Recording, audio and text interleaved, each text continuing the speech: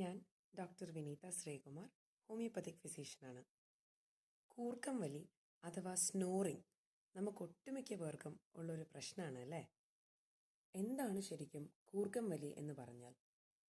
Usually നമ്മൾ ഉറങ്ങുന്ന സമയത്ത് നമ്മുടെ ത്രോട്ട് മസിൽസൊക്കെ റിലാക്സ്ഡ് ആയിട്ടിരിക്കുന്ന സമയമാണ്. അപ്പോൾ നമ്മൾ ബ്രീത്ത് ചെയ്യുമ്പോൾ അതിൽ കൂടെ ആ ത്രോട്ട് മസിൽസിലൂടെ ഈ എയർ ഫ്ലോ ചെയ്യുന്ന സമയത്ത് ഈ ത്രോട്ട് മസിൽസ് വൈബ്രേറ്റ് ചെയ്യും.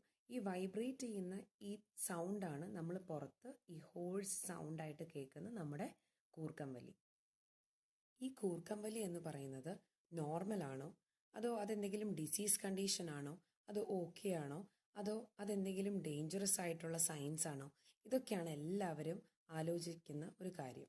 നമ്മളെപ്പോഴും പണ്ട് തൊട്ടേ പറയുന്ന ഒരു കാര്യമുണ്ടല്ലേ, കൂർക്കം വലിച്ച് സുഖമായി കിടന്നുറങ്ങുവാന്ന്. പക്ഷേ അത് ശരിയല്ല. നല്ല ഉറക്കത്തിലല്ല കൂർക്കം വലി ഉണ്ടാവുക.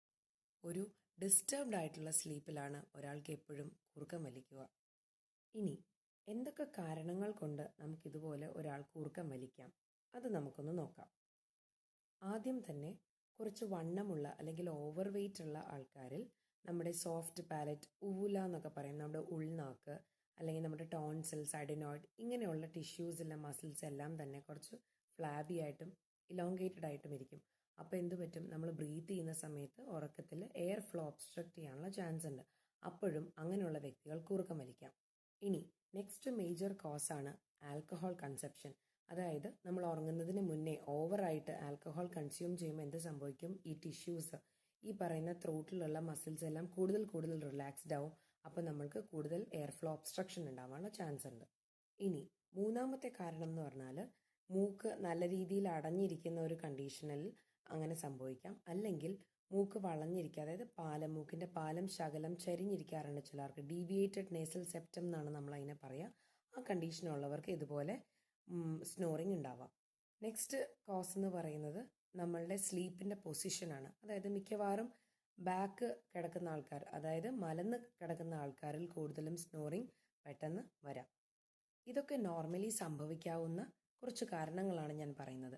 ഇനി എപ്പോഴാണ് ഈ കൂർക്കം വലി നമ്മൾ ഒരു ഡോക്ടറിനെ കൺസൾട്ട് ചെയ്യേണ്ട ലെവലിലേക്ക് എത്തുന്നത്, എപ്പോഴാണ് അത് ഡേഞ്ചറസ് എന്ന് നമ്മൾ കൺസിഡർ ചെയ്യേണ്ടത്, അതാണ് ഈ ഞാൻ പറയാൻ പോകുന്നത്.